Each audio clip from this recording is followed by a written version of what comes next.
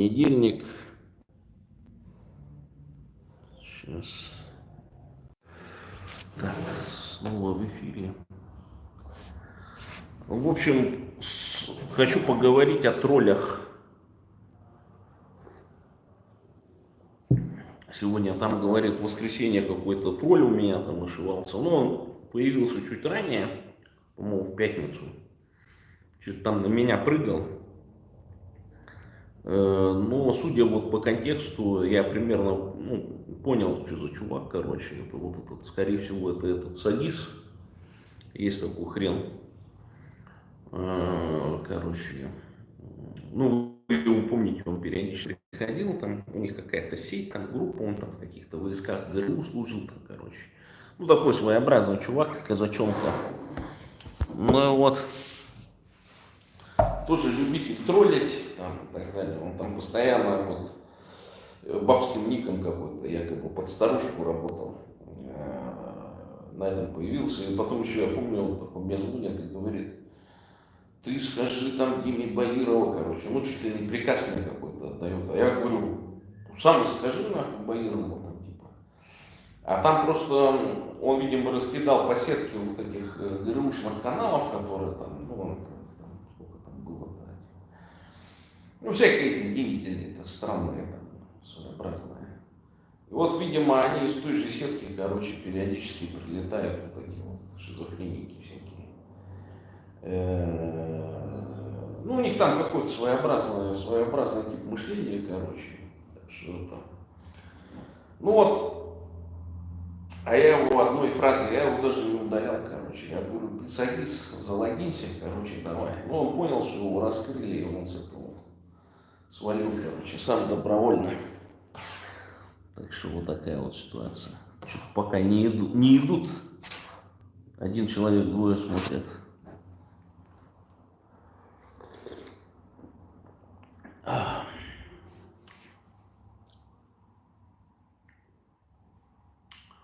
Всем лайк, задавайте вопросы.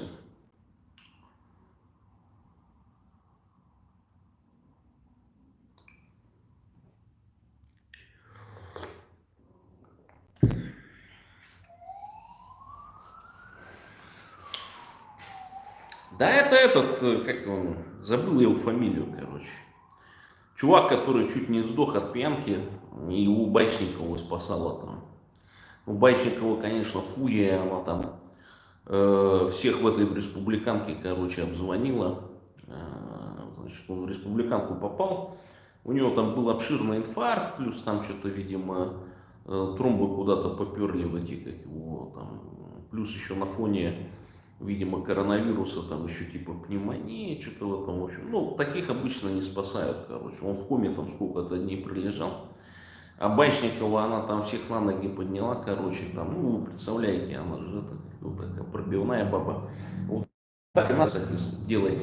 То есть многие не понимают, для чего вот такие, значит, бабы вот типа Байчниковой нужны. Ну, вот такой прекрасный момент. Вот такая баба, короче, ну, с придурью, она тебя просто спасет. То есть она, короче, начнет вот там звонить у нее вот это. Просто, да вы его там эти, там туда-сюда, пятое, десятое, там как здоровье и все прочее, там лежит такой-то в таком-то отделении, почему вы его не спасаете и все прочее. Ну и вот, и ну, его вытащили, там операцию провели, тромбы там все вытащили, что-то подлатали, он там в коме какое-то время находился, вылез, короче. Ну, у него, видимо, по мозгам сильно это ударило. А они частенько собутыльничали с этим, с Питом-то нашим, этим коммунецким, там, архаевцем, как он там, и Сугей Сандуев-то, короче. И вот, собственно, и Сугей тоже там подвернулся. Потому что, ну, я вот реконструирую, как там было. Он позвонил Исугею, говорит, что-то, ну, мне хуево, там, мотор, типа, короче, не фурычит, там, ну, что там. И у него ума хватило дверь оставить открытую, входную. И он там, видать, крякнул, короче, упал, и его спасли именно из-за того, что, то есть, вот на будущее я вам говорю, то есть, если вы чувствуете у вас там, ну, за собой какие-то проблемы с мотором, там, или еще что-то, всегда дверь открывайте, потому что крякните, короче, а дверь не смогут открыть, и вы сдохнете нахрен. А так есть там золотой час, там туда-сюда, и в этот момент нужно как раз, ну, вот, стараться обратиться в медицину, там сразу там, ну, эти всякие ЭКГ, там все прочее, кровь там возьмут, посмотрят, короче, потому что есть, видимо, тесты, которые, ну, показывают, что у тебя там прединфарктное состояние, еще там что-то в этом роде. Ну, то есть, если все нормально сработает, то и спасут. Ну. Так вот, я сейчас там паблик «Азиаты России», они опубликовали, значит, интересную вещь по поводу того, что в Тыве создана была, значит, какая-то вот контора, которая под видом исследования, там какой-то помощи, там еще чего-то, короче, с горячим линией они там занимаются этими, ну, ферма ботов, короче, причем национально ориентированных. И у них цель такая, ну там, например, какая-нибудь бабка, они там привели несколько примеров подобных постов. То есть какая-нибудь там пишет про проблемы, там, ну вот это жена СВОшника или там мамка СВОшника, что-то начинает писать, ну на этом, на тувинском, короче, а этот, ну, возникает и говорит, что это все фейк, это все неправда, не верьте там, короче. Ну и вот, и фишка такая, что они выяснили, что примерно 50-60 тысяч рублей получают. А я такой думаю, а почему в Бурятии таких троллей нету? Ну, как будто бы, да? Они есть, как бы, но они пишут на русском языке. А почему? А потому что эфиров на бурятском языке-то нету, короче. Понимаете, да? Фишку. Потому что все бурятосы на русском говорят, и даже большая часть вот этих политических каналов, и мой в том числе, они выходят на русском языке. И влиятельных каналов, которые бы там, скажем, вели, так я сейчас, влиятельных каналов, которые бы вели, извините, какие-то вот близкие. Ну и влиятельных каналов, которые бы вели эфиры на, скажем, на бурятском языке, их нету, короче. Вот Тренчин Гамбоев там пытается эфиры провести, короче.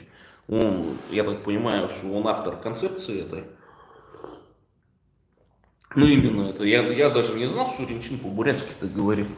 До того, как он это, ну, эфир это не начал, не завел, короче.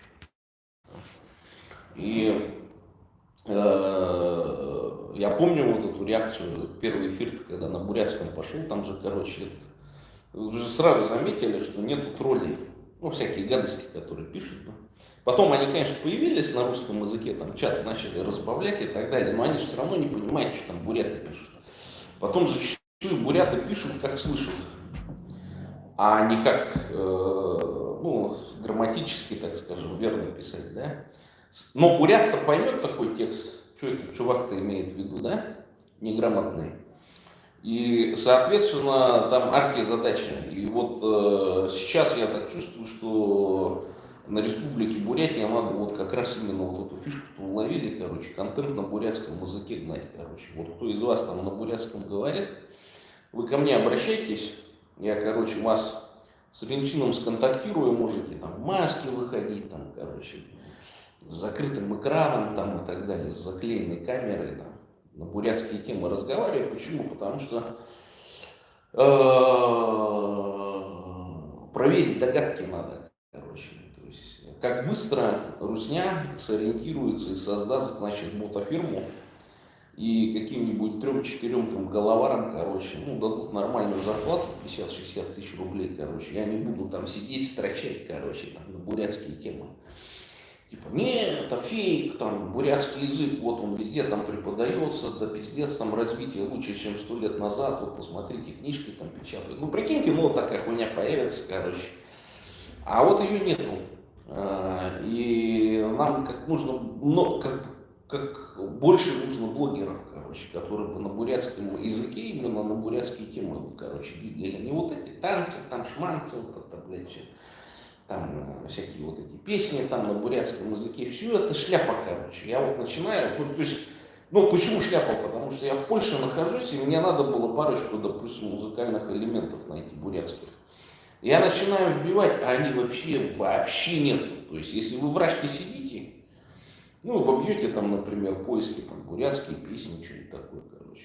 Ну, они там вам выскочат какой-нибудь список. А когда вы то же самое вбиваете на том же русском языке, скажем, где-нибудь в США и так далее, там вообще абсолютно другие результаты выходят. Ну, потому что это...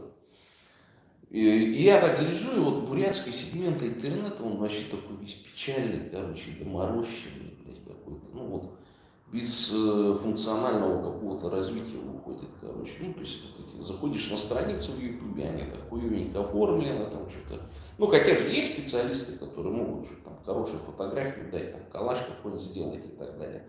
Ну, а почему? А потому что эти все проекты, они либо самостоятельные, ну, такие доморощенные, и люди какое-то время, у них есть потенциал, желание, они там записывают, а обратной связи нету, подписок нету.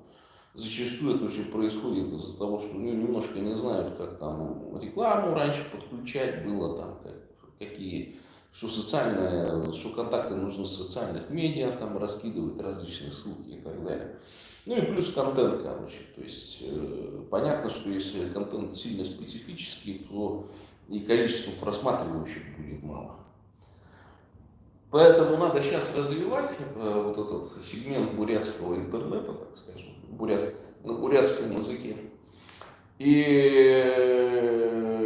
есть у меня ну, такое пожелание, так скажем, к тем людям, которые вот, действительно болеют языковой проблемой, им надо вот, начать действовать на эту тему, короче.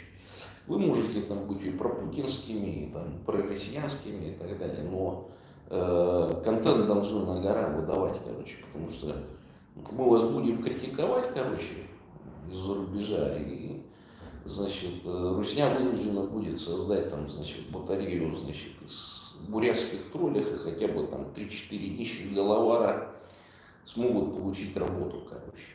Понимаете, да? То есть все же не просто так вот. Калтаров, например, выступил на первом форуме 2 года назад, короче. Хуяксы, всякие активисты там, ханы и все прочие, вдруг они себя сейчас ну, открыто заявили, что мы являемся националистами. Типа. Хотя до этого они там какими-то демократами были. Все прочее. Ну, установка просто, видать, пришла. Там у них это заторможено, короче. Типа сейчас Калтаров-то на себя все ресурсы притянет там. Короче, и ему надо мешать.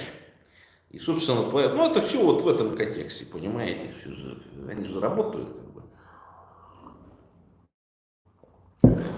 Так что всю агентуру эту дернули, блядь, педерастов этих всяких там, ментов этих, правозащитников и так далее, короче. Ну, в попытке дискредитировать Халтарова. И, ну, узнаваемость-то маленькая. Кто там вот этих всех знает? Эту страшную Дель Понте, кто знает?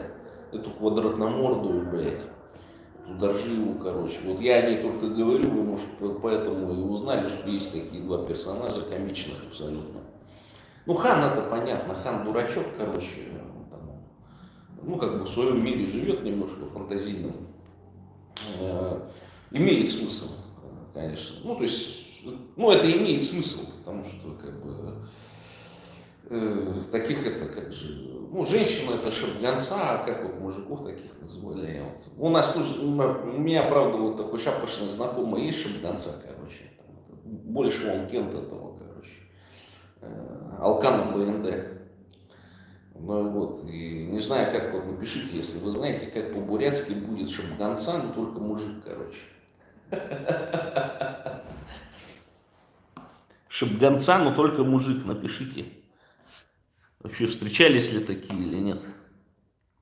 Так, Беки, привет. Салмин, привет. Так, 12 человек смотрят. Ну ладно, там что. Поздно ночью, наверное. Зуртан, как думаете, за вами охотятся, вы же кость в горле у путинцев? Ну, видишь, если бы я предпринимал какие-то, например, усилия, например, там с бурятов собирал, короче, деньги на дроны для ВСУ, или, например, поехал бы, повоевал, там, русню покрошил, например, ну, вернулся бы, то есть я бы, конечно, попал у них там под это, ну, в первый номер. Во-вторых, они же не хотят к этой теме привлекать внимание, понимаете? Им достаточно вот этих агентов среди бурятских активистов для того, чтобы начать саботировать процессы.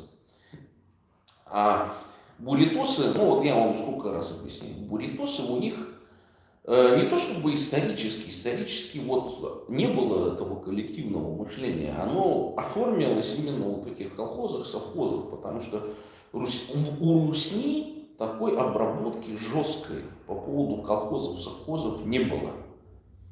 А буритосы, у них была вот эта установка там, что линия партии, блядь, это, дурачков этих полно было, короче, идейных коммуняк. И они вот в этих колхозах, там вот это все мозги вот этим буритосам промывали, короче, на эту тему. И у них из этого выросло, ну, большое поколение вот этих, не тех бурятов, вот хомутаются, вот буряты, блядь, там, предки Богданов, там этот. А ну так они-то в другой среде росли, они же не Люпинско-Комбедовской среде-то выросли. Понимаете? Там другие условия были совершенно. И они-то не дали потомства. Вот где потомки Богданова, где потомки того же этого, ну, этих всех других деятелей, там, например. Их же не осталось, они не оставили после себя большие кланы, большие роды там, и так далее. Там, может быть, у Богданова кто-то был, но они все фамилии поменяли. Ну так, да, где-то там Богданов был, помним, короче. А так, ну, там, за Путина, за хорошую жизнь, там, да, за это все, короче. Ну, вот эту всю чушь начинаем гнать. И уж тогда, ну, так смотришь, да, блядь, вот, ну, испортились потомки вот этих товарищей. Ну, они сидят, не отсвечивают там, короче. Ну, так, да, где-то там был, что-то там. Ну, как русняне же себя ведут. И вот из-за этого коллективного мышления у буритосов, короче, отсутствует вот... Они услышали где-то, фонд создали. Мне там какой-то дурачок же писал. Все, говорит, Хаттаров опоздал, говорит, не создал фонд в США. Я говорю, схуя ли я опоздал? Ну вот же там объявили, короче. Я говорю, ну да у нее своя тема, короче. Вот и родная, она там онкологию приплела, там туда-сюда. Ну, девочка молодец, что-то суетнула, сделала, короче, там и так далее. Но она не создает политический фонд, она не создает лоббистский фонд. Она не создает фонд как институт, например, который бы вас, буритосов, изучал, например. Да, там какая-то помощь, что-то там, сразу они поставили там сборку денег, короче, и все прочее. Но в большей степени, ну, такие фонды, их нахуя на самом деле. Но радует, что, конечно, вот там они прописали, что там бурятам будут помогать. Ну, теоретически это всем вообще, в принципе, с тех территорий, короче. То есть с политической темой какой-то он совершенно не связан. Ну, не тот фонд, который я хочу, чтобы вы создавали, короче. При этом многие думают, что это фонд, это какой-то один фонд. Блядь, вы под себя создаете, короче. Вот нравится вам там, например, я не знаю, ну какая-нибудь хрень, короче. Вот вы в эту сторону и создаете, например, то есть вот там что-то связанное с какой-нибудь там культурой, там, блядь, там, развитием языка, там, поможешь такие долбоебы. Ну вот создавайте фонд себе, понимаете, или создавайте ассоциацию. То есть, я еще раз как говорил, 2 бурята в Соединенных Штатах в каком-нибудь штате находятся, ассоциация. 3 бурята, уже надо создавать фонд. Фонд во многом, он проще, и полно агрегаторов, судя по всему. Ну, просто людишки этим не хотят заниматься. То есть у него там каждодневные задачи, там, то есть они как вот мигранты первого поколения, короче, они, ну, у которых еще денег нихуя нету, связи нет, диаспоры нету. Вот почему диаспора, она важна-то, короче, то есть вот эта структурная функция. Потому что диаспора всегда на вершине есть. Там адвокат, банкир есть, мафия есть, бандиты есть. Понимаете? И вот у многих, кстати, у дурачков, этих интеллигентишек, у них такое идеалистическое представление о том, что должно быть. Меня же там какая-то дура-то критиковала. О, да Халтаров хочет там мафию создавать какую-то, еще что-то, про что он там говорит, там, ну, порвал ее. А я говорю, а почему бы и нет? Я говорю, а что мы должны стесняться от того, что там в Бурятии существует бурятская мафия, нахуй? Всю эту русню нахуй крутит, короче, там, и заставляет дань себе платить. Я разве что это плохо, что ли? Это абсолютно неплохо, но видите, против буритосов там работают свои же буритосы. Вот эти вот менты все типа Хасуева, короче. Они же не дадут развиться нашей бурятской организованной преступности. Все, что у нас там есть, это все там руководимое там кем-то, короче. Ну, вот евреев потенциал высоких, русских там и так далее. Ну и буряты там видят там правильных людей, там, ну шестеренок. Понимаете? И вот из-за чего? И вот это, кстати, как интересно, да, вот это люмпинское, комбедовское, вот это коллективное мышление, оно же не дало буритосам создать вот эти органы самозащиты какие-то. Потому что мафия в Америке, итало-американское сообщество там, бандитов, гангстеров и убийц, оно же возникло из-за того, что они пришли на ту территорию, где уже существовали и еврейские банды, негритянские, ирландские, шотландские, там, различные другие группы. И они, естественно, подвергались в том числе и дискриминации на так называемом государственном как бы, уровне. Да? И это был элемент, собственно, не принесенной традиции туда, потому что вот в фильме, например, «Крестный отец», вторая часть, где Дон Корлеоне этого заваливает, короче, Фануччи, по-моему, или кто ли там был, он убивает как бы тут вот культурологически, можно так сказать, что Корлеоне, он убивает представителя вот этой традиционной мафии итальянской. Потому что там еще такая фраза, почему этот чувак своих не защищает, да, при этом их обирает, грабит. То есть и вот это свидетельство того, что мафия в США, итало-американская, это продукт именно американский. То есть это продукт именно связанный с этими реалиями. Они, конечно, использовали структуру людей там, и все прочее оттуда, да. Вот, например, Амерта, она не в Америке придумана. То есть, но мафия, она американская, безусловно. Создание именно ее, это вот итальянцы, которые поняли, приняли реалии и сопротивлялись, самое главное. Они не шли на взаимодействие.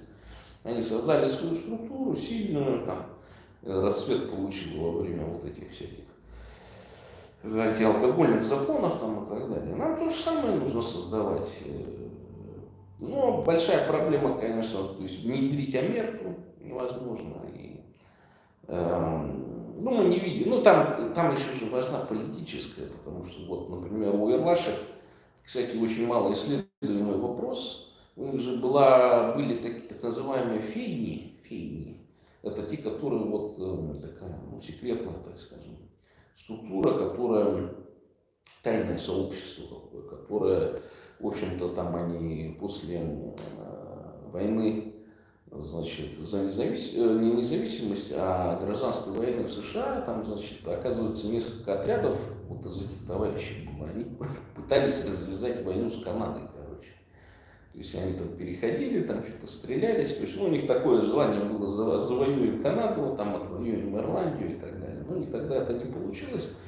Но, тем не менее, у них вот эта структура, она напоминала мафиозную структуру. То есть также финансирование было четко подбито там, и так далее. Все там тайно, неизвестно было рядовым сотрудникам, кто там руководит там, и так далее. То есть структура довольно большая, и эволюция этой структуры потом она привела к тому, что Ирландия там, по-моему, в 21 году она получила независимость. Да? И то тоже на фоне чего она получила независимость, потому что пришли молодые ребята, призванные, значит, на фронта Первой мировой войны, они научились убивать, они, значит, вот это вот, ну, четко чувствовали свое национальное превосходство. И вот там везде там показывают, почему, значит, представители, ну, ирландцы, да, настоящие, они когда с королевской семьей, они, значит, разговаривают, они засовывают руки в карманы. Потому что, оказывается, в период войны за независимость в Ирландии там издали приказ о том, что всех ирландцев, которые будут держать руки в карманах, их расстреляют, ну, в каком-то городе конкретном. И, по-видимому, ну, то есть, имело место, что расстреляли каких-то совершенно невиновных. Это из-за того, что, ну, они просто показывали презрение. И теперь каждый ирландец, который там даже родился где-нибудь в США и жил и так далее, он этой традиции следует при встрече с английской королевской семьей. Хотя они там англичане-то, в общем-то, условные, они немцы. Так. Ну вот там Баргутов, Хуютов, там все это начинает вспоминать. Вы, говорю, перестаньте этой хуйней заниматься. Если вы там не какой-то великий философ, там, певец какой-нибудь, там, знаете, Улей Гершин, блядь, который сидит там, сочиняет, вот сейчас вот, живая традиция. В том же Казахстане, Кыргызстане, это же живая традиция, короче, она не умирала никогда. А у бурят все вот эти улигершины, их всех там поставили на стенку, и кто отказался советской властью работать, всех перестреляли, короче, в чертовой матери. И что вы там этих копаетесь, баргуты, хуюты? Плевать они эти баргуты хотели, блядь, по большому счету. Живут себе там нормально в Китае, не отсвечивают, богатеют, короче. Начинается вот это вот, как это, в песочнице, а у меня машины больше, нет, у меня машины больше, а у меня папа больше зарабатывает, а у меня начальник там еще что-то в этом роде. Я вот сейчас недавно с одним активистом поговорил, короче, он там что-то, блядь, приплел до нас, там миллионы, блядь. Да мы там это, нахуй, да мы там воюем, блядь, да. Да все прочее до 5-10, я говорю, ну что, блядь, человек деменция или что ли, нахуй. Блядь, плевать они хотели, нахуй, блядь, на вас, ебаный рот, с большой колокольни. То же самое, как это, помню, такой пиетет был перед этими шенехенскими бурятами. Язык вроде, мол, сохранили и все прочее. А я говорю, ну правильно, конечно, они же мигрировали, блядь. То есть они эмигрировали в свое время. Это первое, это вы не говорите об этом, о том, что они эмигрировали, они свалили от Рашкина. Понимаете, логику-то такую. То есть это-то первое было, но на это акцент не обращают, и до сих пор вот эти дурачки бегают, там, о, монголы, мы ж бурят, монголы, мы это, да плевать, кто хотел, нахуй. Вот вы приехали, короче, да, вот карта монгола, когда речь зашла, или там о чем-то, Элбекдоршт, когда при власти был, там, помню, вот этот, я еще, помню, где-то у себя на Фейсбуке или где-то ролик его разместил, что он, приезжайте, приглашаем, там это, так я думал, там все сделали, блядь, уже там закон о репатриации сделан, там и все прочее, да хуй там, короче. Оказывается, просто вот мимо вот этого пиздежа, который Улбекдош там, значит, на ролик записал, они же ни хрена не сделали, короче. МНРП, там вот эта демократическая партия, она в Монголии сократилась, то есть раньше, если их половина было, но все эти политики демократические партии, они себя или их дискредитировали, либо они сами дискредитировались. И сейчас там их от силы 10%. Сейчас вообще выборы будут, там вообще однопалатный парламент случится, короче. Никакой там демократической партии не будет ничего. А МНРП плевать они хотели вот на эти какие всякие, на этого Джангара, блядь, с высокой колокольни, нахуй. Который даже монгольский язык, блядь, там 2 года сидит, даже монгольский язык не сумел выучить, короче. Ну, то есть, я ж с монголами говорил, причем не последними монголами, которые там и в НКОшках работают, и профессора там и так далее. Я говорю, как оцениваете? Говорит, мы работаем совершенно на другой тематике, короче. Нам важнее вот те монголы, которые находятся во внутренней Монголии. У них непосредственная связь. А буряты, хули вот там, что вы там. Понимаете? Ну, они так, конечно, не говорили, это я добавляю, потому что, ну возможно, там это, короче, хватит это, баргуты, хуюты, там все эти, блядь, всякие там и так далее. При этом надо заниматься научным, на научном. Помните, у меня был там на старом канале такой, у него что-то с головой, что ли, или недостаток образования и так далее. Ну, он что-то за эти баргуты зацепился, я говорю, покажи исследования хотя бы генетические, там, археологические. Вот как бы я это сделал. Я бы там организовал какой-нибудь археологический кружок, блядь, в этом Баргузине, где он там находится. Привлек бы туда людей. И бомбил бы нахуй там все, блядь, от казацкого периода, начиная до баргутского, до неолита нахуй там и так далее. То есть привлекал бы финансовые средства там среди местных этих там. Вот давайте проведем исследования, раскопки, там, наши предки, туда-сюда, короче. Ну, это фактологический материал бы собирался, короче. С привлечением ученых с БНЦ, там их полно, этих археологов, там, и так далее. Ну, там, видите, проблема, вот в Англии, я еще тогда помню, такую хорошую передачу смотрел, они там, короче, у них есть на археологические раскопки 3 дня. То есть, какое-то строительство там идет, а там, ну, куда ни плюнь, там везде история. И они за эти 3 дня очень интенсивно работают, короче, на этих археологических раскопках. Копают трое суток, короче, все оттуда, все, что возможно. Это такой так называемый промышленная археология. И вот в таком темпе нужно работать. А как работает, блядь, археолог, ну, ученый там? Ну, они получают грантик, нахуй, выезжают там на 3 месяца, блядь, спят в палатках, ебутся там между собой, короче, еще каких-нибудь археологов за рубежа, там, туда-сюда. Ну, у них вот так обмен жидкостями там происходит, там, все прочее. Ну и через 3 месяца вот они там все собрали, там за это, там туда-сюда, если косточки тоже там собрали, там черепа, все прочее. Ну вот. И потом, значит, на лето выезжают, а на зиму это. И вот так у них работа медленно-медленно идет, вась-вась там, короче. Зачастую уже копанная, то есть копают уже после всяких расхитителей, после всяких там вот этих, как его, казачков, которые с миноискателями ходят и так далее. И вот этот дурачок вместо того, чтобы, значит, какой-то конкретной идеи, ну, он что-то на кого-то там ссылается и так далее. Я говорю, ну ты притащи эти книги, чтобы люди другие почитали там.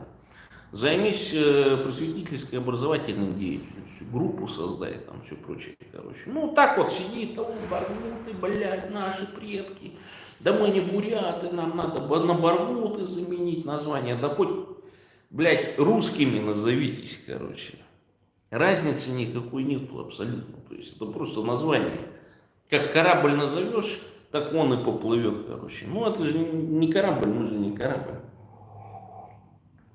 Поэтому вот эти всякие лоховские призывы о том, что, ну, типа, пойди там имя поменяй. Ну, вот полно институтов там поменяло имена там, короче.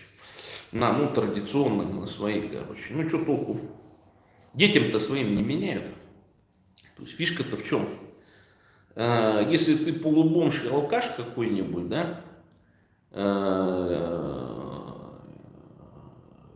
то ты, конечно, то есть, ну, ты пошел, поменял, да, но потом начинаются проблемы там с дипломом, блядь, диплом надо менять, там еще там что-то при устройстве на работу или что-то.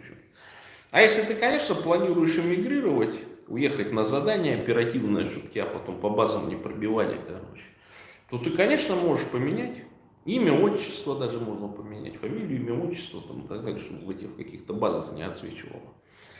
И, допустим, подаваясь на политическое убежище в США, ты можешь скрыть, что ты работал в ментовке, что ты работал в УФСИН, например, что ты закончил училище, значит, внутренней полиции, например. Понимаете, да, логику действий? И проблем нет. То есть там это вражки легко меняется, быстро и так далее. Другое дело, что я-то призываю как, если вы хотите нацелены на это там, и так далее, то есть вы должны систему привести. То есть, во-первых, понять, что такое род. Я вот, например, у татар такую идею подслушал о том, что не надо, мол, вот эти старые рода будить, короче, которые есть, вот нужно их с нуля полностью создать. То есть вот вы, вот, допустим, я, у меня Зуртан, да, вот у меня род Зуртан. И как в римской традиции всех девок называют Зуртан, короче, ну, они получают имя по роду, короче, ну и мужиков там различные другие имена, вот моих предков, например.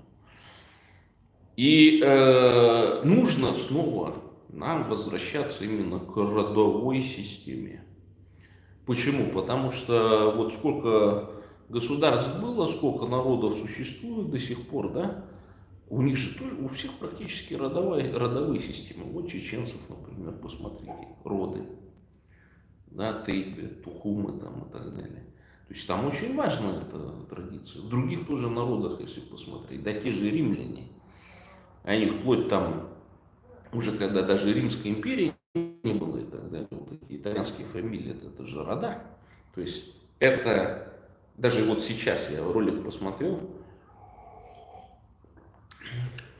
там были исследования по поводу, вот почему, ну там мужики, там, значит, 39 лет мужику, у него там есть женщина, есть работа, есть машина, короче, там, в общем, заработок, но он живет там, значит, показывает комнату, где там, ну, как, ну, у юноши там 15-16 лет, значит, где там мать у него там за него заправляет кровать, там уборку проводит и все прочее. И вот эта англичанка, она задает вопрос такой, как это можно там и так далее. Ну, вот ученый говорит, что это вот семейные традиции, короче. Потом она интервьюирует этих.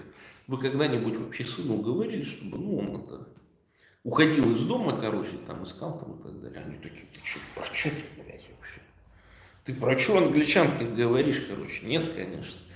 Ну, этого 39-летнего мужика. А вы думали, типа, свалить там, типа, куда-то на вольные хлеба, одному жить там и так далее? Он такой говорит, да вы что? Нет, блядь. Ну, это вот традиция, понимаете, итальянская, короче. И сейчас вот она приобретает вот такие, ну, такую форму, например. И вот то искусство, которое в Возрождении возникло по всей Европе, значит, оно же откуда пришло? Из Италии. Да, вот эта родовая система, из-за этого там сохранилась и римское наследие, и этрусское наследие. И поэтому, естественно, что нужно в нашей будущей конституции бурятской ввести это понятие. То есть трайбализм прям настоящий. Род, основа нации, бурятский род. И вот против этой системы очень активно борется, я говорю, а что, почему? А потому что контроль. Потому что в роде, род очень сложно будет контролировать, чем отдельную семью или человечка, короче. Понимаете? И куча вот этих различных резолюций, например, есть. И они именно включают народы, которые не имеют, значит, собственного государства, но обладают племенным управлением. То есть мы можем через возврат к родам создать систему племенного управления у бурятов. В чем нам отказывает Русня? Раньше это было все, значит, западным бурятам перекочевки где-то в 1956 году прекратили, ну, запретили. То есть даже они в колхозах жили все, но были такие перекочевки, короче, между зимником и летником. И в 1956 году Хрущев просто, ну, когда узнал о том, что вот такое происходит, короче, они запретили перекочевки, назвав это варварством, типа, короче.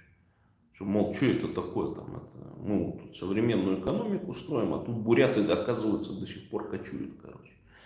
Все, приказ ушел, то есть никто даже не разбирался по поводу того, что это из себя перекочевки. И вот это вот слово кочевание, короче, у них триггер, блядь, сработал, короче. И, судя по всему, всем народам, кроме цыган, запретили, короче, перекочевывать, кочевать. Вот такая вот штука была. То есть это вот до 56-го, это еще там сколько, 70 лет не прошло, короче, да? Когда были запрещены перекочевки. А что? А сейчас это что? Вот сейчас большую часть земли бурятской возьми, там она кому принадлежит? Бурятам, что ли? Понимаете? Ну, то есть отжим земли произошел тотальный. И нам нужно это все возрождать, естественно. И я не вижу, что, допустим, семья какая-нибудь просто, как, значит, какая-то единица, да, ячейка общества, короче, то она не может себе позволить снова вернуться на землю. Понимаете, просто финансовых средств не хватит. А учитывая то, что русские банки кредитовать бурят не будут, то единственная система, ну, которая может вот вытащить эту тему, это вот именно родовая система. И нужно на эту тему, кстати, поработать. Я бы, например, с удовольствием с кем-нибудь сконтактировал, кто именно такую же позицию разделяет. Потому как это очень, ну, мне кажется, единственная верная система, когда мы сможем защитить свои интересы при любых условиях. И когда мы станем независимыми, и если мы не станем независимыми, допустим. То есть в любом случае нужно видоизменять то сообщество, которое нам досталось вот от этого коммунизма, социализма, люмпинско-комбедовское. Вот это. То есть, и мы же видим сейчас, что все вот эти проблемы именно из-за этого происходят. Почему Бурятошка потерял, значит, способность сопротивляться? А его так обучили, то есть, понимаете, вот этими запретами, палочной системой, значит, обилием вот этих ментов вокруг, да, вот эта система запугивания. И она же ведь не только в течение там одного поколения, короче, вот там, что там Пронькинов говорил по поводу вот этой бурят-монгольской партии, например. Что вроде как запугали, короче, и они не оформились поэтому. Я говорю, ну, типа засадят, посадят, там куда-то бить будут, короче. И если бы поколение вот их было свободное, не забитое, не затравленное, короче, они бы это все сделали в 90-е годы, и будьте уверены, там вообще бы ситуация была другая. Им там ничего не мешало тоже здание ФСБ тогда захватить и все там, ну, всех перебить, короче. Ну, а поскольку людишки не те, ну, поэтому и проебали все в 90-е годы бурятосы. То есть там можно было много каких дел делать. И сейчас это аукнулось тем, что, ну, вот эти вот бурятосы, часть там, ну, кто-то до сих пор там ноет по поводу того, что вот этих люмпинов там забрали, вот это отребье всякое, там, алкашей там и так далее. Но, с другой стороны, вот эти же, которые остались, всякие там вот эти жены, у которых вот эти неудачники были, эти мужья там, короче, все прочие, которые, ну, мне как говорят, а что говорит это? Я говорю, да Бурятия настолько богатая земля, ну, земля на самом деле, что организуют там какие-нибудь буряты, какое-нибудь сообщество экстремистско-террористическое, например, в одной деревне, короче, мафиозное, которое бы своих там и ментов имело, и своих прокуроров, и все прочее, да, то какой там военный, какой чего там мог бы забрать какого-нибудь бурятоса? Понимаете, это уже бы не произошло. А поскольку русня, она еще с царских времен хитро вот миксует, тасует там и все прочее, короче, ну, как будто бы вот есть там, ну, какая-то бумажка, короче, и вот дурачки эту бумажку берут, идут, там призываются, потом их там половинят денег в Украине. Сейчас снова они там предприняли нападение в сторону Харькова, короче. Сейчас их там накрошат, короче, опять эти половинки поедут, короче. Значит, это. Ну, я вот так слушаю, так скажем, там, информаторы у меня есть. Приходят оттуда, что вот эти вот все женщины, там, вот эти вот всякие там, значит, владельцы магазинов, там, у кого там какое имущество есть, которое вот эти вот люмпины-то пиздили, короче, ну, воровали тупо. И они там вздохнули, короче. То есть вот эти деревни бурятосские, винкоидные, там все прочие. Люди там просто вздохнули от облегчения, что вот это траблмейкеров этих всех, люмпинов этих, отправили на фронт. Ну и потом он приходит такой, ну ты же герой там, блядь, давай выпьем. Ну этот герой там, блядь, проставляется, он же, конечно, герой. Но когда деньги заканчиваются, он там снова едет туда, короче, сдох там, да, так семья дом построит, короче. Ну, то есть это, а многие специально даже записываются, короче, чтобы сдохнуть там, потому что у него, например, какой-нибудь, он знает, что он от рака сдохнет. Конечно, там путь в один конец, короче, то есть сдохнет где-нибудь, на мине подзорвется, там, гранатой там себя взорвет и так далее. Они почему себя взрывают? Они не плена боятся, они думают о своих семьях, короче, которым придут бабки за их смерть. И вот в этом-то как раз и трагедия бурят, о том, что отсутствие национальной идеи, соответственно, абсолютное отсутствие работ в области нациостроительства, и по итогу мы не имеем никакой архаичной структуры, которая бы нас поддерживала, кроме семьи. То есть вот только семья, как бы, да, близкий круг. И вот эту традицию родоначальников, короче, она родоначальников, наемов, она полностью уничтожена. И в итоге, естественно, вот это просто, я в свое время на Головаре, на таком паблике, выдумал такое слово «быдломасса». Быдломасса. То есть это не народ, не люди, не сообщество никакое, а именно быдломасса. И вот что сейчас из себя вот эта масса представляет, это, ну, вот, конечно, и такой массой легко верховодить, то есть управлять там, вкидывать в нее пропаганды, нарративы всякие там и так далее, короче. Вот с этой быдломассы они каких-то выдергивают, там, крикунов, там, еще кого-то, там, недовольных, там, и так далее, с ними поработают, короче, и превращают в своих этих, значит, Париев. При этом, вот сколько буритосов, я помню, постоянно срался с буритосами по поводу того, что я говорю, а что, говорю, мы сейчас русских выпиздим, и сами будем жить на те недра и так далее. И они мне такой смешной писали, надо, говорит, деньги-то зарабатывать. Я говорю, а русские же, ну, как бы беззастенчиво пиздят все ресурсы со всех вот этих национальных окраин, короче, и точно, ну, и живут, как бы, короче, в ус не дуют. Ну нет, надо работать, говорит, а ты к чему призываешь? Значит, к тому, чтобы вот проедать типа ресурсы и так далее. Это вот неправильно. Я думаю, ну, это вот насколько надо быть забитым и зачуханным, короче, да, для того, чтобы... А потом я понял, почему. Потому что вот тогда вот у меня еще этого понимания не было. Из-за того, что они не понимают, что такое власть. Вот эту систему власти, управления, короче. Плюс они никогда не понимали, что такое частная собственность. То есть они реально вот это люмпины, комбедовцы, рабы фактически, которых заставляли за трудопалки работать и говорить спасибо, еще и жопу лизать. Понимаете? И вот в этом вся проблема. То есть мы еще вот эти вот система, вот, она очень устойчивая, она внедрена просто настолько сильно, что нам нужно вот этих людишек разбудить, короче. И, конечно, иммиграция, вот, допустим, в Соединенные Штаты Америки, в Европу, там, другие, она вот эту систему начинает потихонечку разбивать.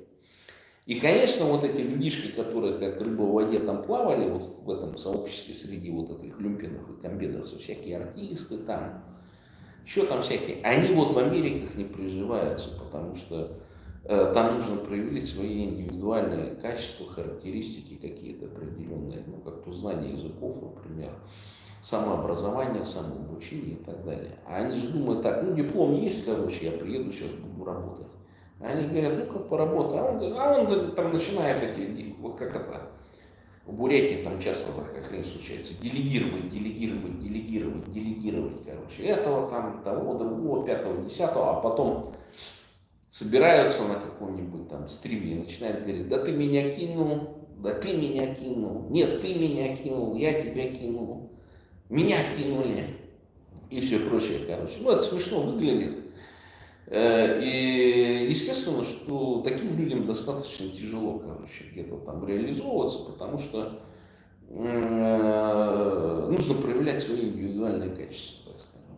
Ну, не стесняться работать, заниматься какой-то вот направленной именно деятельностью. И вот одной из национальных идей, я считаю, я думаю, что надо будет стрим с Балдан Ламой привести, и, ну как вот, мнение этих, скажем, моральных лидеров, их так можно назвать, которые и против путинской войны, и вообще, в принципе, за бурят выступают. Да, таких немного, кстати. И вот в Америке это, я считаю, Балдан Лама, это, я считаю, Хомутаев, хотя там в моей семье, так скажем, к Хомутаеву отношение такое несколько так скажем, не совсем нейтральные. Поэтому, ну, по крайней мере, это люди, которые, там, скажем, четко, систематически, значит, показывают, что они в первую очередь за бурят. А не там, значит, типа Дель Понтихи какой-нибудь, еще там некоторых представителей, которые там, ну, ждут и спят и видят, как они на них там это лавина грантов сыпется, короче, легкие денежки на развитие демократии, короче, Бурятии. Вот сейчас мы демократизируем Бурятию, блядь, там и так далее. Но деньги не просыпятся, потому что европейцы не дураки, американцы то тем более. Там уже было куча там расследований, когда, ну, так тут же отсыпали денежки, короче, и получали взятки. Там какие-то профессоры Гарварда, короче, огромную сумму там спустили, короче, и при этом получали откаты примерно в 100 миллионов долларов. Вот эта вся преступная группа получила. Ну, их поймали, осудили, все у них отняли, потом им белый билет. Многие из них, наверное, вышли сейчас еще, и все, белые билеты нахуй. То есть он не преподавательской деятельностью заниматься не может. Ну, может, кто сбомжевался, может, кто там какие-нибудь. Сейчас русским жопу лижет активно, там тоже за гранты какие-нибудь работают. Так что от Россотрудничества. Так что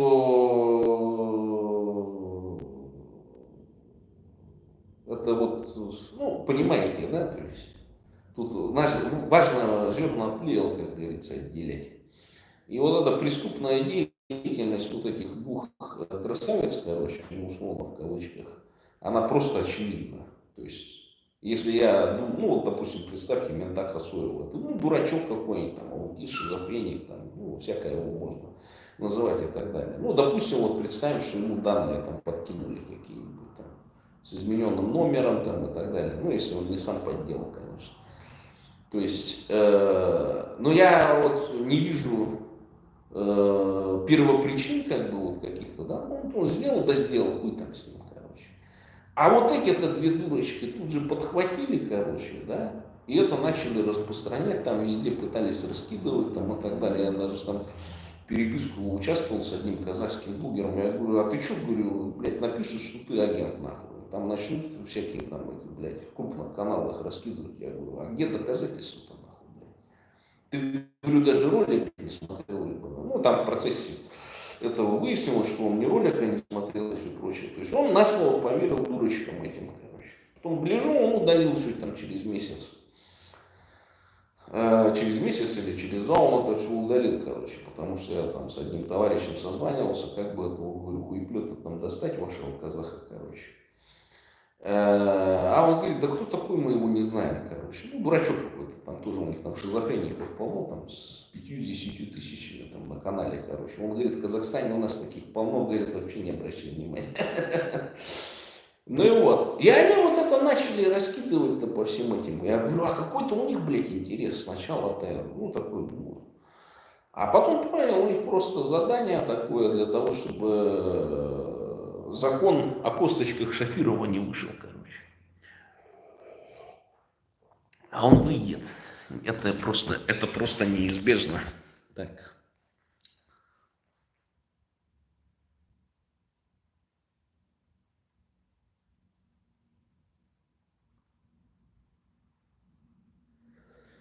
Сиэн пишет, ты пьешь травку Сагандаля до бодрости. Я один разок, короче, меня Тимофеев на, значит, конспиративной квартире у Низохина угостил Сагандаля, короче. Я целый стакан выпил, блядь. Потом целую ночь не мог уснуть, короче. Вы представляете, так сердце колотилось, короче. Я такой вот это такого притока энергии никогда не чувствовал, короче. И вообще, в принципе, всем не советую таким злоупотреблять, короче. Я, насколько понял, раньше Сагадаля пили охотники. То есть это, собственно, их рецепт, когда нужно было, ну, загнать какое-то животное, короче, ну, на зиму заготовки делали.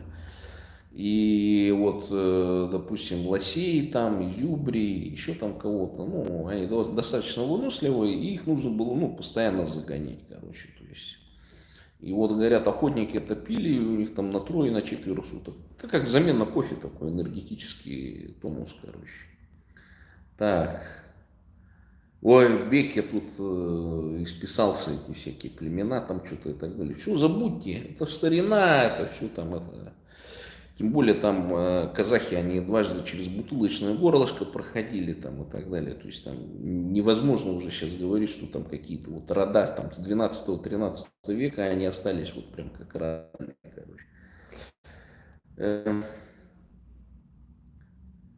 Я с вами не соглашусь, когда по трассе проезжали через Бурятию, очень трудно было заговорить, очень сурово. Вы им не подлили, короче, буряткам, просто надо было подлить.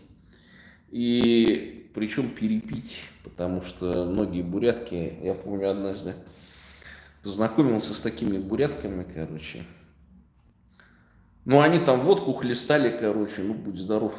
То есть там бы мои приятели русские, они бы себе не выдержали.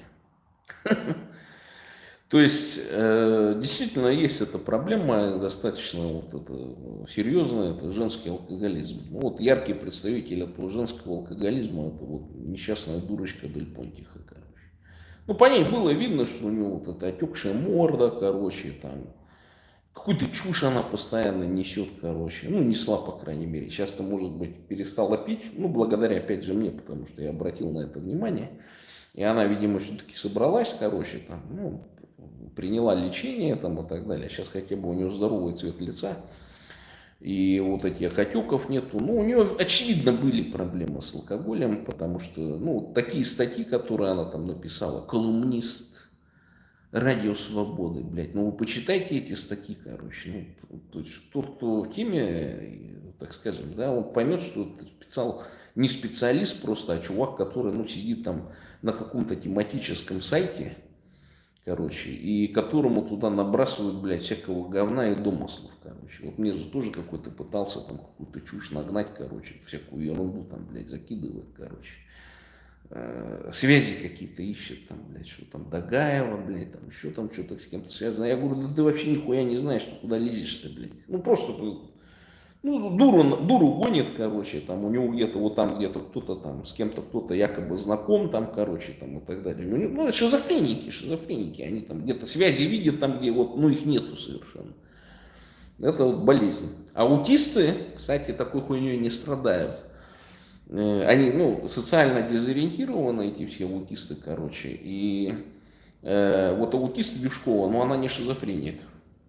То есть, да, она вот эти факты где-то у нее там в голове что-то крутится, там она там, не может успокоиться никак, блядь, и вот это все беспокоит, что там где-то возникает миф там этих о боевых бурятах Путина, там, короче, и так далее. И вместо того, чтобы бить, блядь, на источник, что это русня пропаганду запустила, нахуй, вместо того, чтобы запустить, значит, исследовать о том, как буряты шестерят, русне, короче, особенно в армии, там и так далее.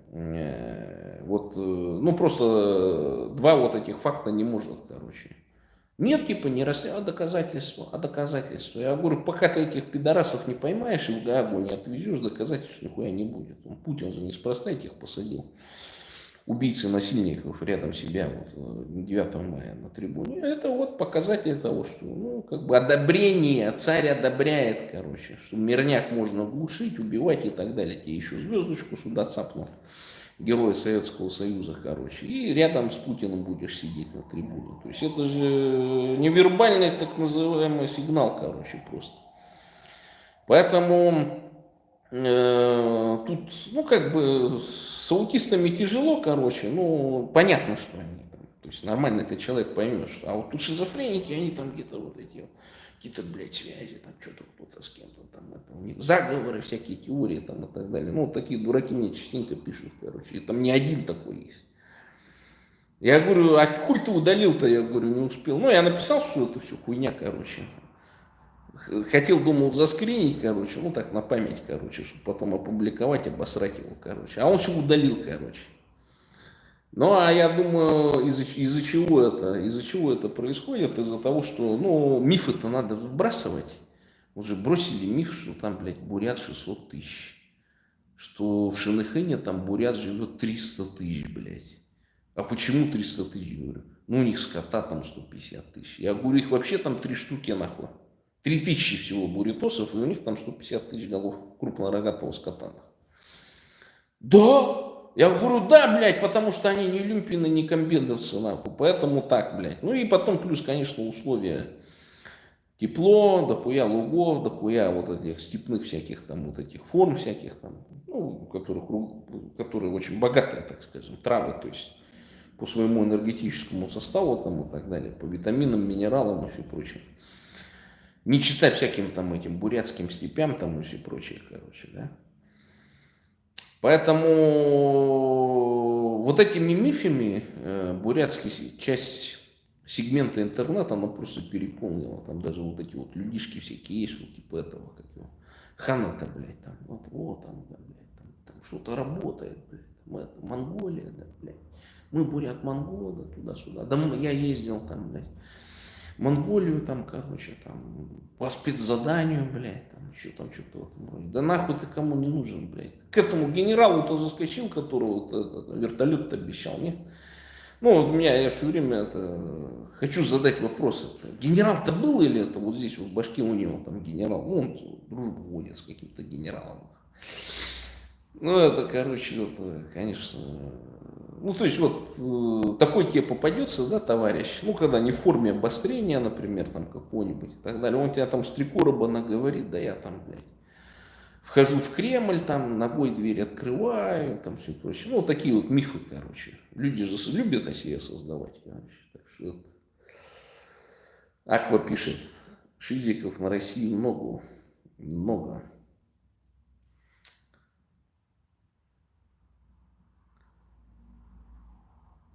Так, там кто-то пишет.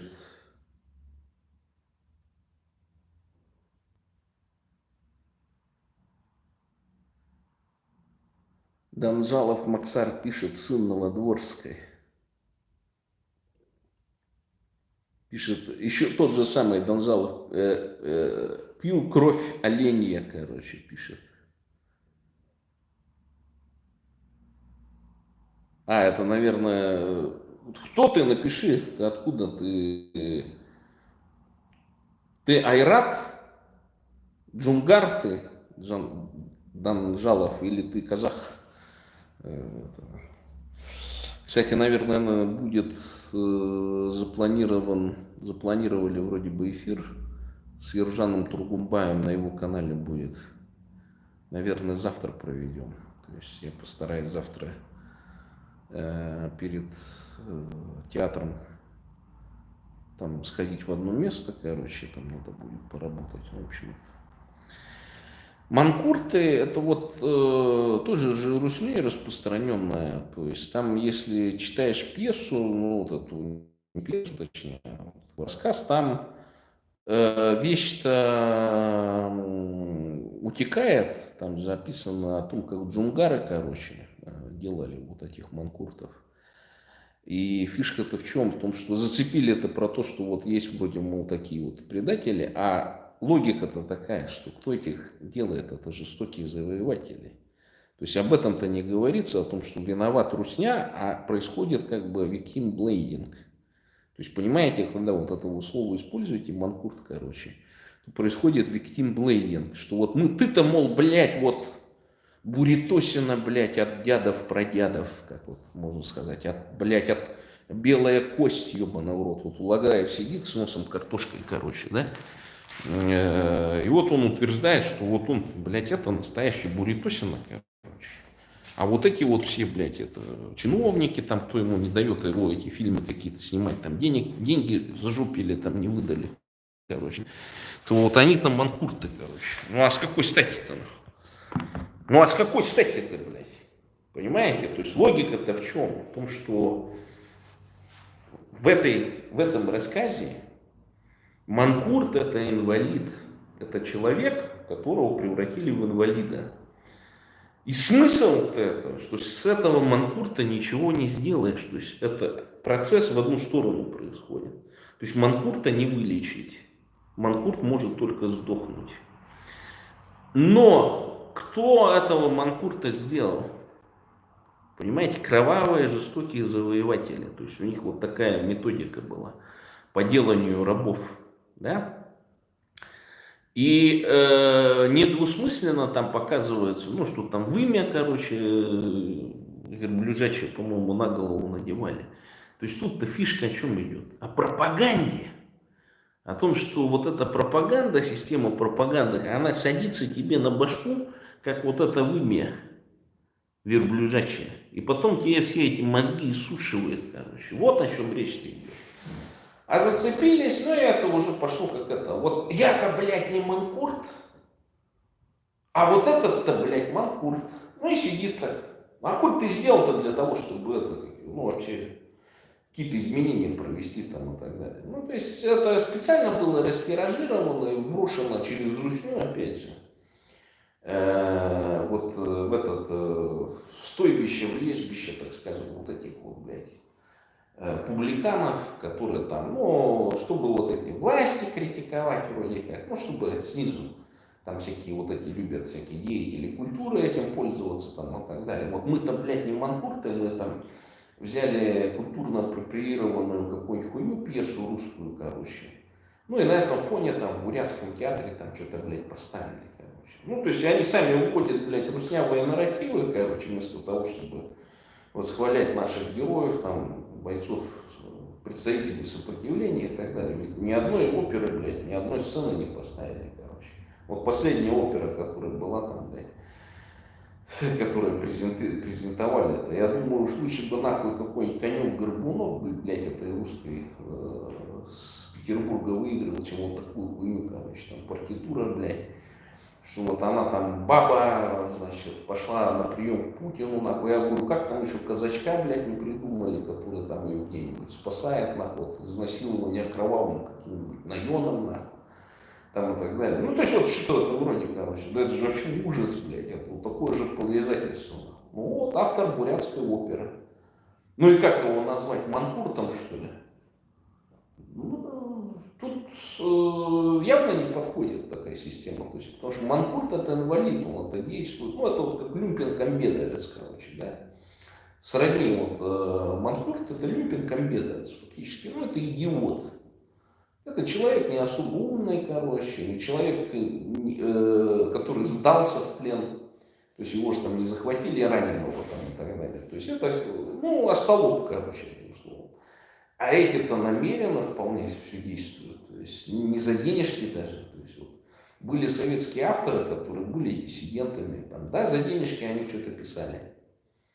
Но при этом они написали столько в стол, короче, что есть воспоминания, так сказать. Вот любого нашего бурятского этого возьми, нахуй, писателя. Где их архивы, блядь? Что они думали? Дневники вели, блядь. Что писали, короче? Писали ли о репрессиях, например, что-нибудь и так далее. Ну, вот этого вы не увидите всего, потому что вот они действительно были акторами построения вот этого социализма, коммунизма, короче. И вся вот эта массивная система советской пропаганды на 147% по бурятам работала. Я более чем уверен, что и в Казахстане такое же было. И величина, и поэтому вот среди них, ну, очень известных писателей среди бурят нету, короче, ну, за рубежом, потому что, ну, то, что они писали, это носило, ну, носит такой трешовый, короче, так скажем, пропагандистский исключительно, ну, выдумано все это, все эти истории, там, такие, блядь, там, Батажабай, эта история, там, выдумана. Ну, часть там, конечно, берет, правильно написал, потому что бурятские казаки, там, это Занданжу украли, короче, украли этот, как его, атлас тибетской медицины, там, ну, еще что-то по мелочи, там, и так далее. То есть это все было. Ну и вот на эту историческую канву абсолютно там, ну, полностью фейк накручен, короче. Кроме китайских буз, кстати. Он там четко пишет о том, что бузы на вот этих, на всяких, значит, ламских там фестивалях, там, или как его назвать-то, ну, вот таких мероприятиях бузы там делали исключительно китайцы. Буряты тогда даже этого не умели делать. Так что в этом он, конечно, прав. Но в целом, если вы посмотрите, проанализируете всю вот эту бурятскую литературу с 30-х годов вплоть до там, 70-х, 80-х, это полностью все вот эта люмпинская, комбедовская лирика, проза там, и так далее. И 90-е, 2000-е годы, что они? Они же ничего не дали. Вот, я даже не знаю на бурятском языке, что они писали с 90-х, 2000-х годов. Если писалось, скиньте ссылки. Насколько это общедоступно, например.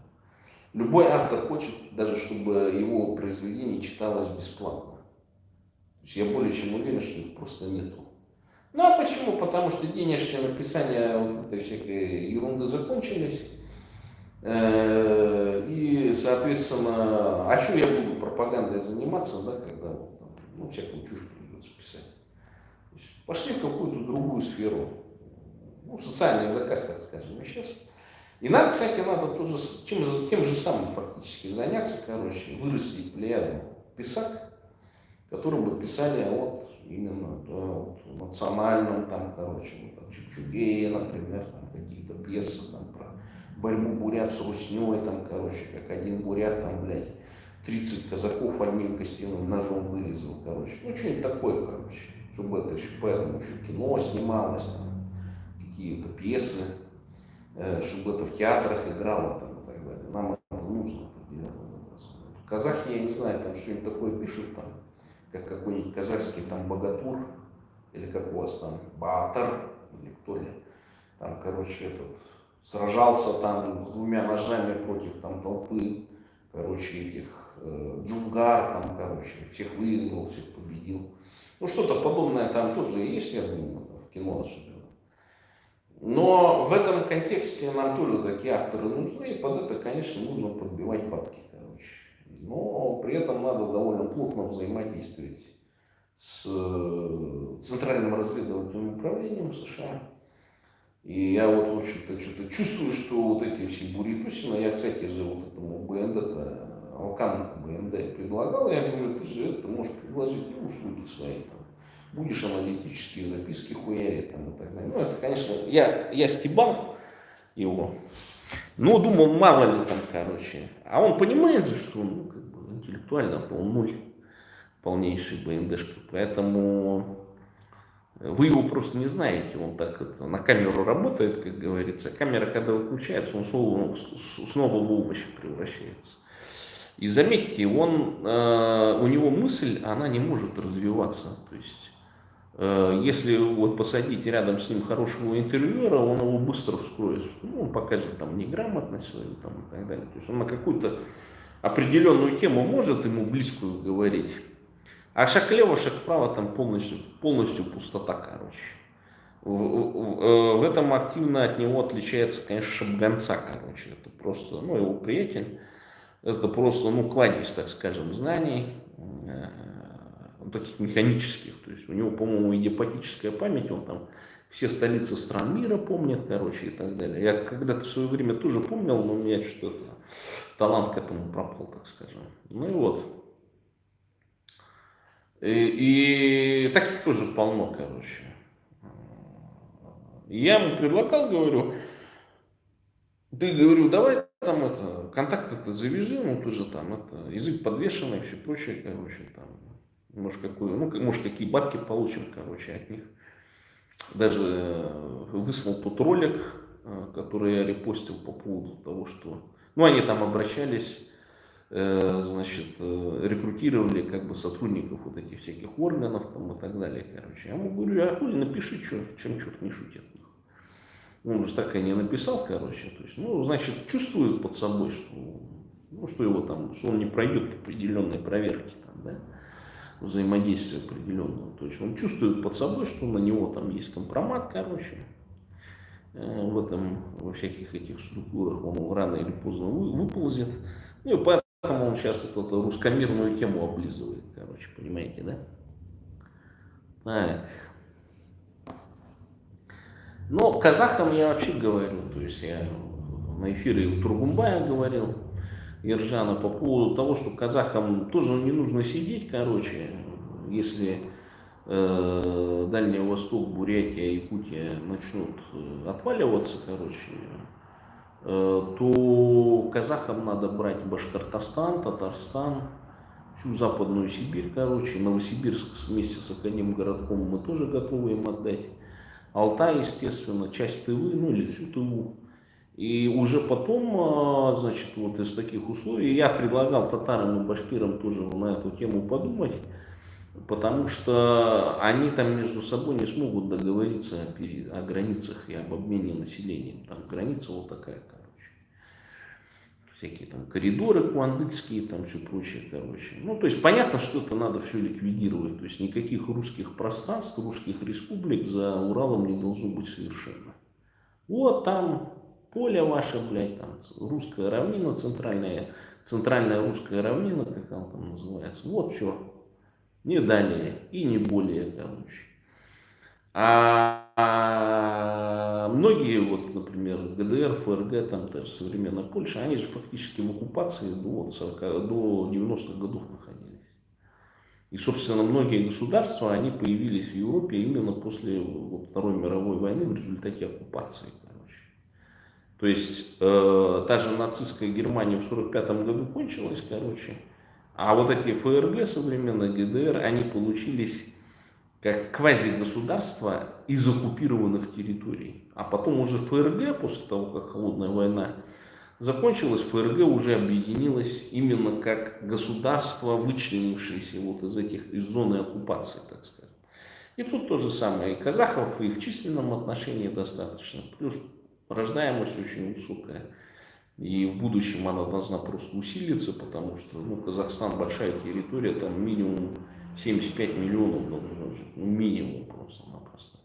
В той же Бурятии минимум должно жить 15 миллионов. Так что у нас сверхзадача. Девок будем обменивать, короче, мы вам русских будем слать, вы нам казашек. Можно пользованных, можно с вебкама, короче, там. Можно вот этих казашек, которые в Турции там работают, короче, ну, в Дубаях всяких там и так далее. И таких возьмем, короче. Тем более они там выгодно отличаются по своим этим фигурам там и так далее. Ну, вот, например, я знатока, так скажем, вот этих продажных пёзд нашего калмыку Боря, короче, ну, который периодически возникает, знаю, я спрашиваю, ну, что там, как, я говорю, ты там проверял эту информацию по поводу того, что калмычки, бурятки там это, ну, в массажных салонах работают, типа там в Нью-Йорке, там туда-сюда, короче, ну, некоторые там, вроде служки такие были. А он говорит, да ну, говорит, какие там калмычки, бурятки, у них фигуры-то нету, говорит, единственное, кого встречал, говорит, казашки, говорит, ну, там ты что такие, тетеньки такие, ну, что. Ну, в силу того, что ему нравится розовое варенье, короче, всякие блондинки там и так далее, то он это, конечно, ну, как бы вот этим вопросом сильно не интересовался, но меня поразило, что казашки вот некоторые, ну, то есть там легко достаточно. Потом я начал смотреть про демографию и так далее, ну и все понял, там, конечно, хорошая демография, точнее, высокая, и, соответственно, понятно, что основная направленность это на, так скажем, давание образования и все прочее мужчине.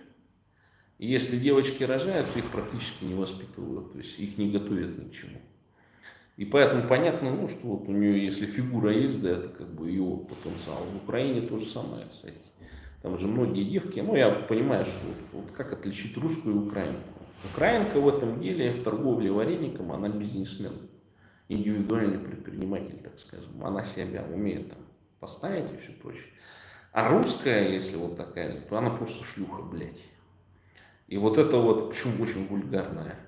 И вот это вот кардинальное, так скажем, различие между, ну, вот это, то есть, если даже на таком уровне провести параллели какие-то определенные, то вот это различие очень сильное, и вот, поэтому они как бы на определенных низовых там этих нишах там, они не пересекаются практически. Ну и казашки там, вот, песня в языцах, как говорится, там, в Турции, там, в других вот этих мусульманских регионах, так скажем, в Нью-Йорке тоже там, ну здесь я тоже вот встречал в Тиндере, в других там сайтах знакомств, там полно казашек, короче, ну там фотки, которые они выкладывают, дают понять, что казашки, так скажем, не робкого десятка, тоже, так скажем, понятно, ну как у них там, хоть они тут многие студентки и все прочее, но они, как говорится, это, некоторые здесь вот такими делами промышляют нехорошими. Так что касаемо Казахстана, то есть это большой потенциал, плюс учитывая, там, например, тот же Узбекистан, который, ну, такой небольшой, сколько у них там, 45-50 миллионов населения, может и 60 уже, то Казахстану, то, конечно, нужно это, беспокоиться, чтобы узбеки их не завоевали в какой-нибудь момент. Поэтому численность надо увеличивать, и бурятам надо, конечно, вот, частично там вот эти казахские гены, так скажем, к себе перетащить. Так что взаимодействовать нужно и гораздо активнее. Я, может быть, даже какой-нибудь из группы тюркских языков выучу. Так. А Данджапов Максар, он типа бурят, короче.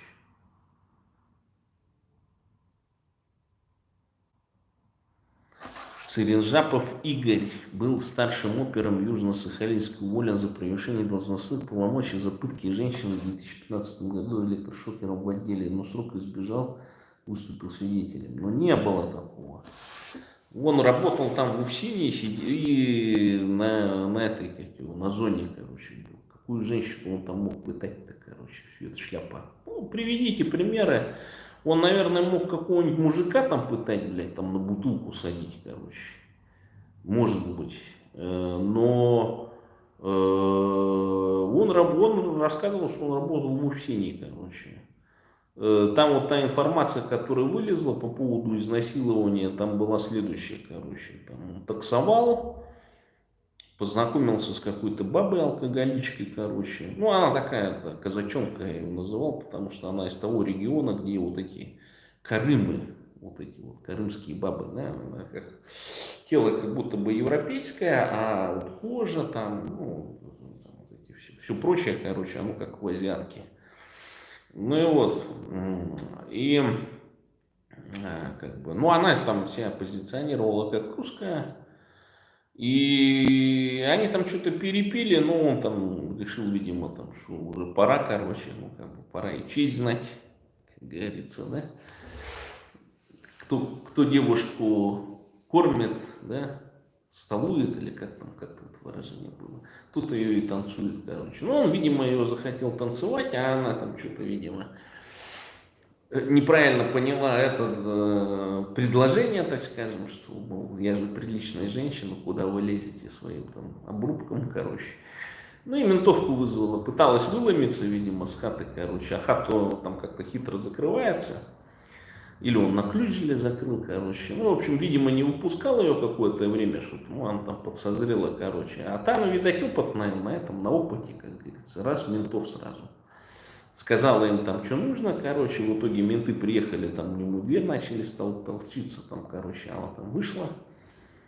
И они в отдел поехали. И он говорит, что эта информация с отдела ушла, короче, там, вот в этот степной дозор. И, значит, ну, а когда приехали, там начали разбираться, ну, он ей сказал, говорит, что там, хуля, там, типа, это, факта-то не было, там, ни спермы, ни хуя, там, и так далее, а то, что там было, это, ну, может, ограничение, там, типа, свобода человека, или что, как оно там. Ну, в общем, она написала, что претензий не имеет, там, в общем, там, ну, всякую такую хуйню, короче. И, естественно, ничего не было, там, просто, ну, как бы, не делал уголовного нихуя, потому что ни факта изнасилования, ничего не было, короче. Его там даже, ну, в обезьяннике держали и так далее. Как говорится, обыкновенное и довольно частое дело, когда там какие-нибудь там опытные бабы, так скажем, попадают, ну, хотят бесплатно набухаться, короче, там, да, в компании какой-то посидеть и так далее.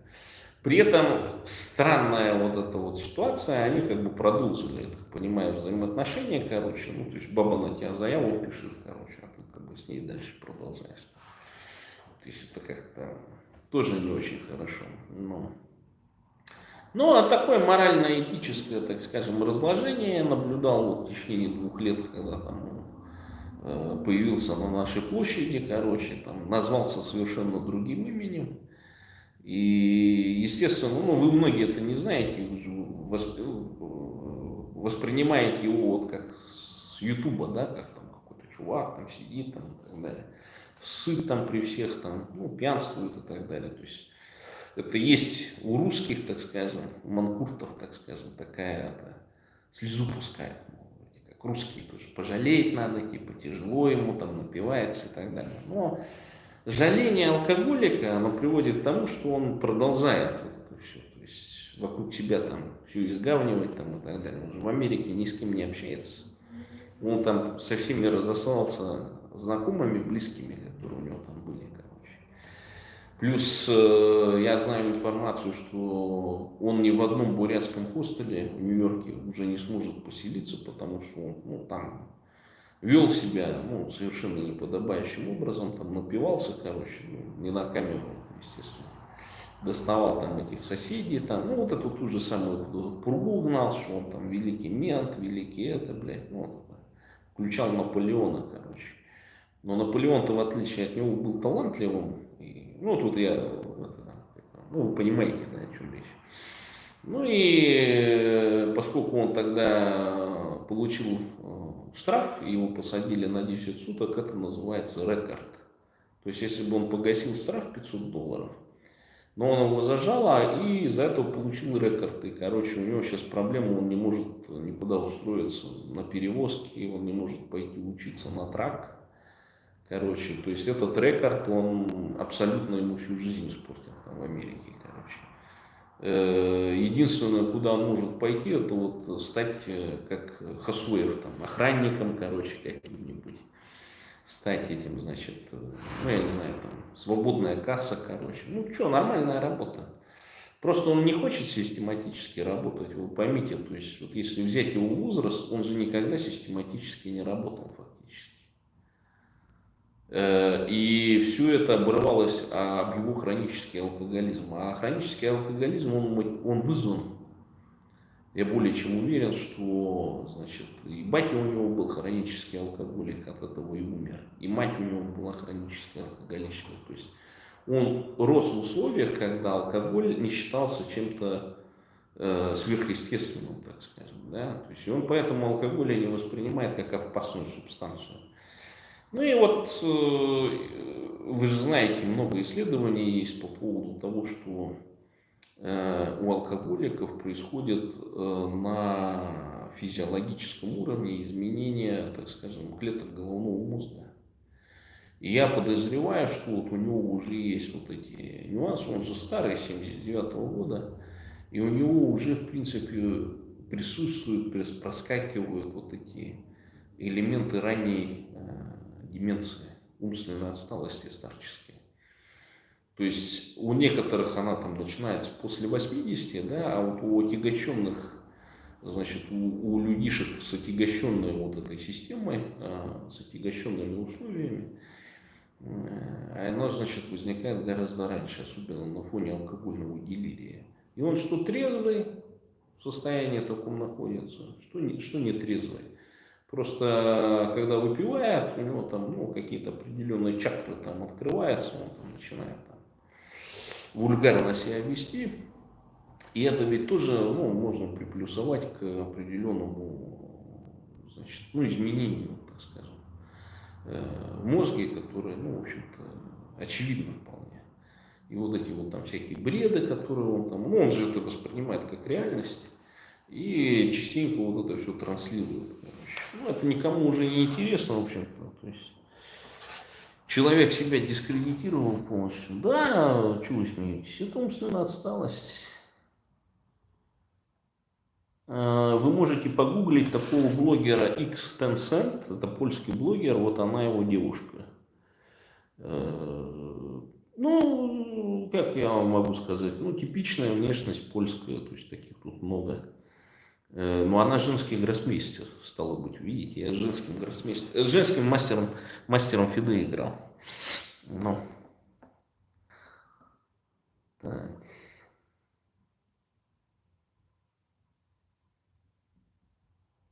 Рональд пишет, слабое национальное самосознание у бурят. Откуда бы ему появиться? Потому что, я говорю, у бурят не было романтической фазы национализма. То есть даже ни одной книжки на бурятском языке по этой теме не написано. Вот Хамбулама, значит, вот этот прихвостень русского режима, он там этим даже бравирует. И, в общем-то, я так понимаю, что функционал бурятского языка, он, видимо, вот действительно запнулся на люмпинско-комбедовском вот этом, язык колхозных масс, короче. То есть зачем он там что-то выдумывает, да? И я как-то помню одному из бурятских этих аспирантов на бурятскую тему, он там что-то защищался. Я задал вопрос, говорю, почему вот, вы все о сохранении языка пишите. Я говорю, а когда будет вообще что-то о развитии бурятского языка? И он говорит, мы в таком состоянии находимся, что типа надо его только сохранять, короче, мы не можем его типа развивать. Я говорю, а политическая мысль и все прочее как там? Он говорит, да, что-то там вот писался. Я говорю, вот вы работаете в научном центре, например, да? Давайте поработайте над тем, чтобы, например, физики, химики там, и так далее могли бы составлять с вашей помощью, там, например, какие-то понятия вводить в бурятский язык. Чтобы это было, то есть, чтобы от лингвистов просто не утекли вот эти тонкости определенные, да? Какие-то процессы там и так далее. И он отмазывался тем, что, короче, мол, у него нет этого задачек, короче. То есть, вот такие вот, блядь, эти защитнички языка-то бурятского. То есть, реальное предложение поступило довольно дельное провести семинары вот с этими, как его, с буритосами, которые там, значит, химики, физики и так далее. Ну и хотя бы какие-нибудь мало-мало, короче, словарики составить по основным вот этим физическим, химическим терминам там, и так далее. Ну, как бы они на бурятском звучали. Хорошая, нормальная работа получилась бы. Ну, вот защитничек языка я сразу понял, что все пиздец, то есть можно, короче, это, крест ставить. Еще был 9-й год. И я когда задал вопрос, я говорю, а вот, ну, в Израиле есть институт там иврита, который вот они возродили и так далее. Ну, он говорит, ну, у Израиля несравненно больше возможностей. И это, собственно, независимое государство. Ну, это единственное, где он так вот нормально сказал, короче, что без независимости проблема бурятского языка, она будет все время существовать. И все время будут его сохранять, там, блядь, плакать, ронять по нему слезы там, и так далее. При этом он будет, вот, ну, все куцый, более куцый, и в итоге умрет, короче. И я вот считаю, что нужно вам поддержать всем, значит, Ринчина Гамбоева, в том числе не просто словом, но еще и делом, короче, потому что там у него телефоном эта проблема постоянно, надо телефон ему закинуть, короче, бабло. Сам он не попросит. Но я советую с ним связаться, короче, если у вас там, вы патриоты Бурятии, бурятского языка, советую с ним связаться, купить ему iPhone, самый последний, короче, с большим объемом памяти. И я думаю, что он будет радовать вас вот этими и фирменно-политические тематики именно на бурятском языке. Плюс мы таким способом, значит, развивая вот этот сегмент бурятского языка, мы, так скажем, возьмемся в том числе захват турбопатриотов и вот этих ватников, всяких бурятских, и Русня созреет и создаст такой центр, в котором, я надеюсь, будут в том числе наши люди, так скажем, ну, которых рекрутирует Русня на вот эту тролльскую деятельность, так скажем, где там писать там, значит, всякие комментарии и так далее. Ну и таким способом мы сможем там 5-6 бурятошек, каких-нибудь головаров там трудоустроить, короче. Так что вот в этом плане, то есть делаем бурятский контент на политические темы, выдумываем слово национализм, выдумываем слово предательница Дель Понтиха, предательница Доржиева, короче. Все это сделаем. И Русня вынуждена будет что-то противопоставить, короче, вытянут какого-нибудь там депутатика, может быть, Красовского там, или Цыренова, он там на каком-то вроде из диалектов говорит, короче, дадут ему там каналы, там будет вещать. Мы против этих националистов, мы против нациста Халтарова, мы за коммунизм, мы за то, чтобы там было, блядь, там, все были равные, все были рабами, короче, вот коммунистическая идеология. Ну, что-нибудь такое будет гнать, короче. Ну, тоже неплохо, на бурятском языке, если. Ладно, дорогие друзья, перебрал с эфиром уже 1,5 часа, трындю, как говорится. Так что это 37 человек нас смотрят. Подписывайтесь на канал Республика Бурятия, подписывайтесь на канал Ринчина Гамбоева, я его выставлю вот, ссылки.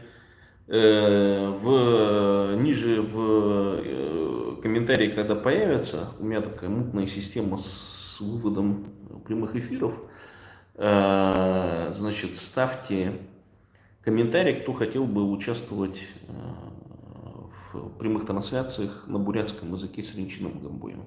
Не обязательно политику обсуждать, просто говорить на бурятском языке. Ладно, всем большое спасибо за внимание, всем пока.